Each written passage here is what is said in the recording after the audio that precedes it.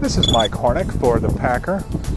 I'm at Grower Street Cooling in Salinas, California, where today more than 2,800 third grade students have come out for the Farm Day experience, sponsored by Monterey County Agricultural Education.